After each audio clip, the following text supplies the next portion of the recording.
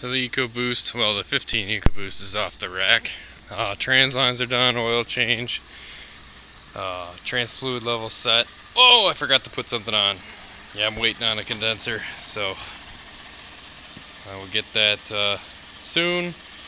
But I gotta do a service on the Maverick tomorrow, the blue one. EcoBoost needs an oil change, tire rotation. I was gonna do a major service with the RDU, the PTU, and the trans, but I'm gonna make a video on that for you guys. But another EcoBoost showed up. Buddy needs a timing job, full timing job, phasers, updated phasers, guides, you name it. We're gonna do a water pump too, but pretty sure I'm pulling that cab off just to make things easier. Roll the frame out, because these have a big fuse box and everything in the way, harness. So yeah, might get a GoPro and make a time lapse of that with some tips and tricks in there. I'm not sure if there's interest. Let me know. I'm just glad this thing's off the rack. The pile of rust that left, holy crap. So to add fluid, there's a 19 millimeter or 3/4 plug on this side of the transmission. Okay, and you take that out. When it's running, you need to get it up to 96 degrees Celsius. I forget what that is in freedom units, but 96 to 110 or something like that, maybe 120, I'm not sure, but need to do that. That's funny about this truck is it's set in miles, right? And you can tell if it's a real Canadian truck if you do this. If you go display, go through 236 miles to empty. Oh, transmission temp is the tattletale. So yeah, check engine lights on because of the active grill shutters are not active grill shuttering. Gets real upset about that. The newer F150's are hilarious with the active air damper or air dam. They get real ticked off when that doesn't work. The air dam goes up and down for high performance fuel economy stuff. But anyway, yeah, timing job. One day I'm gonna put an engine in my 6. I really want to put an engine in my 6. This is a really fun car to drive. It's a 6 Sport. It's a V6. I got a little bit of rust right there, but the pinch welds, everything is solid on this car.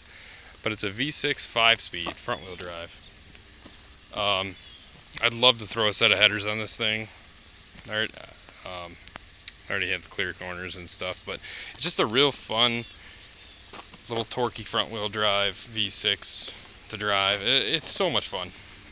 Like, I've driven this up to Canada to see my wife, and back when we first started going to town together. So anyway, one day I'm going to put an engine in that, and I'm going to take a video of it too, even though people don't want to see it.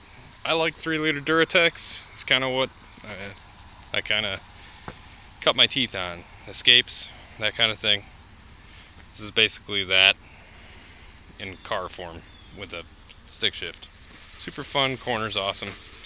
I also have the Dakota. That's a someday project also. That's a 3.9 5-speed. I want to slam that and put that on air ride, build an air ride setup for it, probably back half it, do a whole bunch of fun stuff with this thing. And I want to probably do a 6.4 swap, like a Scat Pack swap. It won't be anywhere near as cool as boosted motorsports, but it'll work, and it won't have to pass E-check because it's old.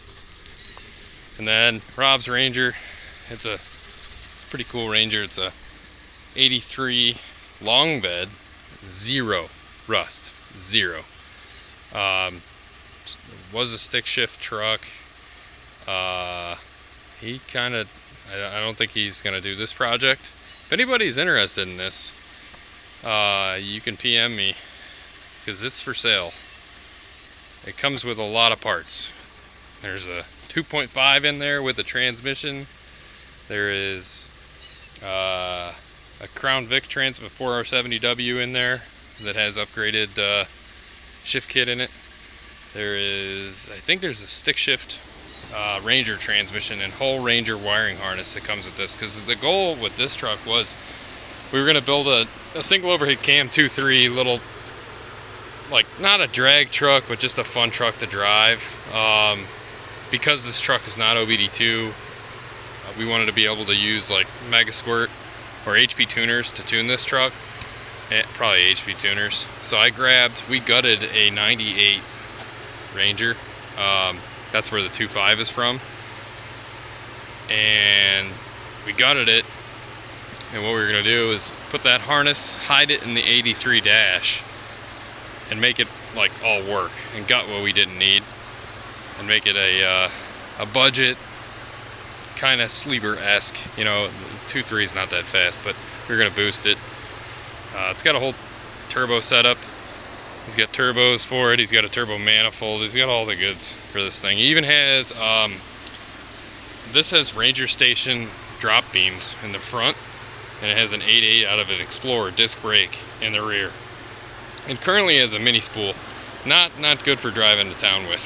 So, but it is set up for disc already, and it has traction bars, just basic traction bars. And then, like I said, Ranger Station drop beams. It comes with a Ranger Station low profile steel trans cross member for 5-speed. And then it comes with coilover brackets to eliminate the coil springs, and they still will work. Like, you could still bolt coil springs to the I-beams in the front, but yeah, it comes with weld-in coilover brackets. It comes with a lot of stuff, and I don't think he's asking that much money for it. And of course it has the Lund visor, but currently has no dash. We were in the midst of, it comes with a dash, an 83 dash. We were in the midst of swapping everything over. So, yeah, definitely a project. But I'm telling you, like, the rust doesn't exist on this thing. It's not there. It's very clean. So, unlike my Dakota is not. But I grew up in a truck like this with the weird 90s sport graphics, and it's what I first learned how to drive in. It was an automatic extended cab, out on 4 acres just tooling around. So, sentimental? I don't know. I got it from a buddy, and it's just a cool truck to drive. I like the size of this versus the Ranger because they're bigger. Just barely, but they are bigger. But yeah, that's about it for today. I'm tired. I think I'll go home now. See you guys. Peace.